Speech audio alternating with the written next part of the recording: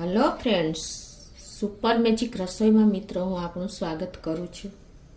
આજે હું સુરતની ફેમસ બટેટા પૂરીની રેસીપી તમારી સાથે શેર કરું છું, જે એકદમ સરળ રીતે અને ઝડપથી બની જાય છે અને એકદમ ટેસ્ટી પણ બને છે અને અત્યારે ખાવાની પણ મજા આવે. તો ચોક્કસ તમને આ વિડીયો ગમશે. ગમે તો લાઈક કરજો, શેર કરજો અને સબસ્ક્રાઈબ કરવાનું તો નવા મિત્રો ભૂલતા જ નહીં, અને બાજુમાં રહેલું બેલ આઇકનને પણ પ્રેસ કરજો, જેથી કરીને લેટેસ્ટ વિડીયોની માહિતી તમને ડેઈલી મળતી રહે. તો હવે બટેટા પૂરીના ઇન્ગ્રેડિયન્ટમાં આપણે 1 કપ બેસન લીધું છે, 2 બટેટા મીડિયમ સાઇઝના લીધા છે જે વજનમાં 200 ગ્રામ છે. પછી ચટણી બનાવવા માટે આપણે 2 ચમચી ચણાનો લોટ છે, આદુ છે, મરચાં છે, ધાણા ભાજી છે અને 1/4 કપ જેટલું દહીં લીધું છે અને રૂટીન મસાલા છે, મીઠું છે, તેલ છે, પાણી છે. તો બનાવવાનું ચાલુ કરીએ.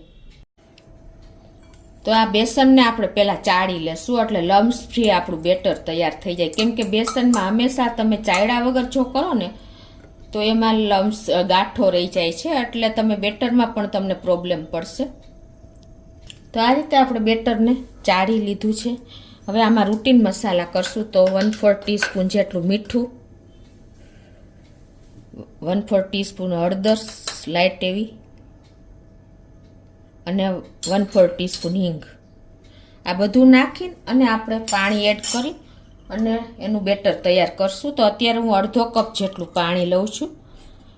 આપણે 1 કપ બેસન સામે અડધો કપ પાણી લેશું અને આ બધું પહેલાં મસાલો મિક્સ કરી અને આ રીતે આપણે પાણી નાખતા જઈશું અને બેટર તૈયાર કરી લેશું. તો જો આવી રીતે આપણે વિસ્કરમાં લઈને તો બેટર પડે છે, એવું બેટર આપણે અત્યારે પરફેક્ટ મેજરમેન્ટ સાથે જ હું તમારી સાથે શેર કરું છું કે 1 કપ બેસન સામે આપણે અડધો કપ પાણી નાખશું તો આ કન્સિસ્ટન્સી આવશે. હવે આને આપણે આ રીતે એક જ ડિરેક્શનમાં 5 મિનિટ આપણે એને ફેટી લેશું, એટલે એકદમ ફ્લફી આપણું બેટર હવાના જે કણ ભળશે ને એટલે એટલું સરસ તૈયાર થશે. તો આ રીતે જો આપણે એને 5 મિનિટ ફેટી લીધું છે અને હવે આને આપણે ઢાંકી અને 10 મિનિટ રેસ્ટ આપી દેશું. તો આપણું બેટર રેસ્ટ લે છે ને ત્યાં આપણે ચટણી બનાવી લઈએ. તો એના માટે અત્યારે હું એક બોલમાં 2 ચમચી ચણાનો લોટ એડ કરું છું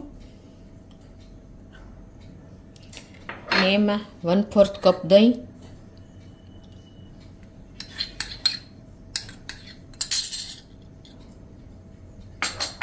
અને એને આપણે મિક્સ કરી લેશું આ રીતે.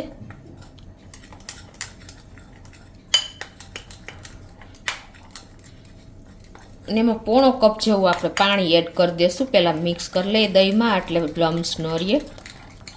હવે આ ચટણી છે ને સેજ યલો કલર હોય, એટલે આપણે 1/4 ટીસ્પૂન જેટલી હળદર નાખી દઈશું અને એને આપણે આ રીતે પોણો કપ જેવું પાણી નાખીને અને આ બેટર તૈયાર કરી લઈએ. તો આ રીતે આપણે ચટણીનું બેટર પણ તૈયાર કરી લીધું છે. તો હવે એને આપણે પહેલાં સાઈડ ઉપર રાખી દઈશું અને આ જે બટેટા લીધા છે ને એને આપણે પીલ કરી લેશું. તો આ રીતે આપણે બટેટાને પીલ કરીને હવે એને આપણે સ્લાઇસ કરી લેશું. આ રીતે જે આપણે ગ્રેટર હોય ને સ્લાઇસરનું એમાં જ,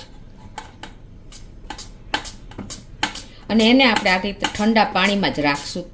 એટલે શું થશે, આપણી જે સ્લાઇસ છે ને એકદમ સરસ કડક રહેશે. અને આ જ રીતે આપણે ઠંડા પાણીમાં રાખી દઈશું. હવે આપણે આ ચટણીને વઘારી લેશું.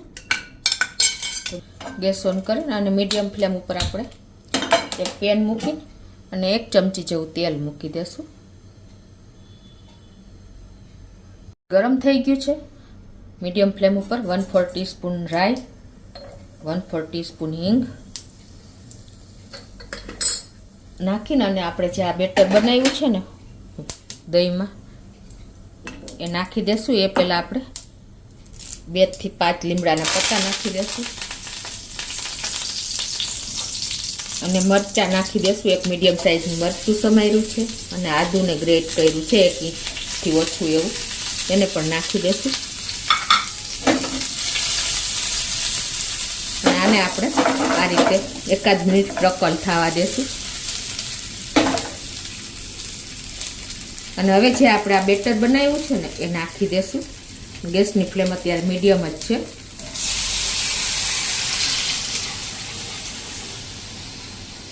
અને આ રીતે આપણે કન્ટિન્યુ દહીં છે એટલે આપણે ગરમ થાય ને ત્યાં સુધી હલાવતા જ રહેશું.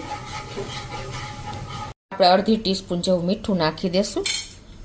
1 ટેબલ સ્પૂન જેવી આપણે ખાંડ પણ નાખી દઈ.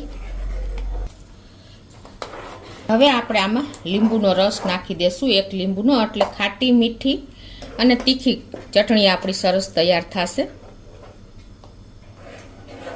તો આ રીતે આપણે જો ચટણી ઉકળી જ ગઈ છે. હવે મીડિયમ ફ્લેમ ઉપર જ આપણે ઉકાળી છે.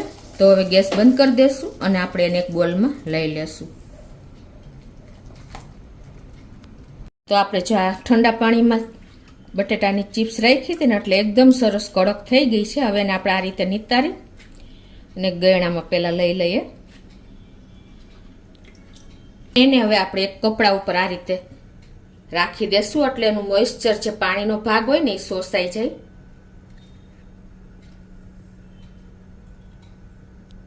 તો આ રીતે જો આપણે કપડા ઉપર રાખીને પછી આ રીતે એને આપણે કપડેથી પોછી લેવાની એટલે એકદમ સરસ કોરી થઈ જાય. તો બેટરને રેસ્ટ આપ્યો ને એને પણ આપણે 10 મિનિટ થઈ ગઈ છે. જો આપણું બેટરની કન્સિસ્ટન્સી એકદમ ફૂલી ગઈ છે, ફ્લફી થઈ ગયું છે. તો હવે એમાં આપણે 1/4 ટીસ્પૂન જેટલો સોડા નાખી દેશું, બેકિંગ સોડા, ખાવાનો સોડા જે હોય, અને 1 ચમચી જેવું તેલ નાખી દેશું અને આ બધું આપણે મિક્સ કરી લેશું. જો આ બાજુ આપણે તેલ પણ ગરમ કરવા મૂકી દીધું છે ને, એ તેલને ચેક કરી લઈએ. જો આ રીતે તમે પેચ્યુલા લાકડાનો રાખશો ને અને બબલ્સ આવે ને તો આપણું તેલ પરફેક્ટ ગરમ છે, તમને ખ્યાલ આવી જતો હશે. આપણે આ બેટરમાં જે આ બટેટાની ચિપ્સ કરી છે ને એને આપણે આ રીતે ડીપ કરી અને આપણે એને ફ્રાય કરી લેશું પૂરીને. આ રીતે આપણે બેટરમાં એકદમ ડીપ કરીને અને નિતારી લેવાની છે ને આ રીતે આપણે એને મૂકતા જાશું.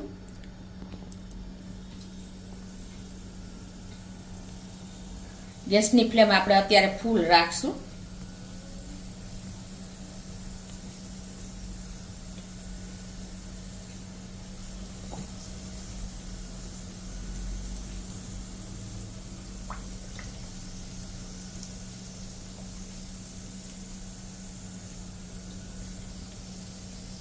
જેટલી તેલમાં આવે એટલી મૂકી દેશું.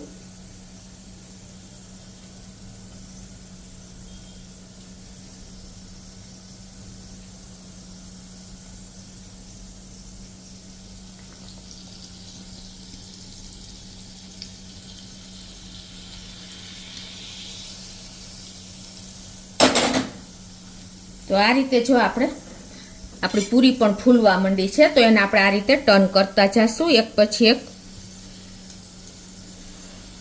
અને હવે ગેસની ફ્લેમ આપણે મીડિયમ કરી નાખશું.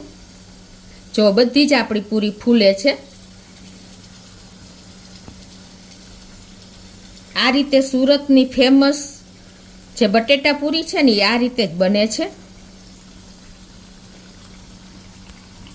કે જો આપણે ઉલટ પુલટ કરી અને 2 થી 3 મિનિટ એને ફ્રાય કરલી છે ફૂલ ફ્લેમ ઉપર. તો હવે એને આપણે આ રીતે લઈ લેશું. જો મિત્રો આપણી એકદમ સરસ ફૂલી ફૂલી બટેટા પૂરી રેડી થઈ ગઈ છે. તો એક પ્લેટમાં લઈ લેશું.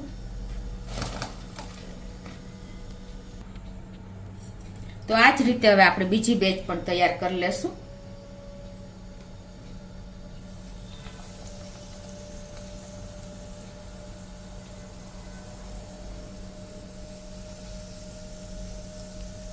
તો આ રીતે આપણી બધી જ બટેટા પૂરી રેડી થઈ ગઈ છે. તો મિત્રો આપણી સુરતની ફેમસ એવી બટેટા પૂરી અને ચટણી સાથે રેડી છે. એકદમ ટેસ્ટી અને ફૂલી ફૂલી જેવો તમને બતાવી પણ દઉં છે ને, એકદમ બોલ જેવી ફૂલે છે આ પૂરી. અને ખાવાની પણ બાળકોથી માંડીને વડીલોને બધાને મજા આવશે એટલી ટેસ્ટી બની છે. તો આ રીતે તમે એને ચટણીમાં ડીપ કરી અને એન્જોય કરી શકો છો. તો ચોક્કસ તમને આ વિડીયો ગમશે મિત્રો. ગમે તો લાઈક કરજો, શેર કરજો અને સબસ્ક્રાઈબ કરવાનું તો ભૂલતા જ નહીં.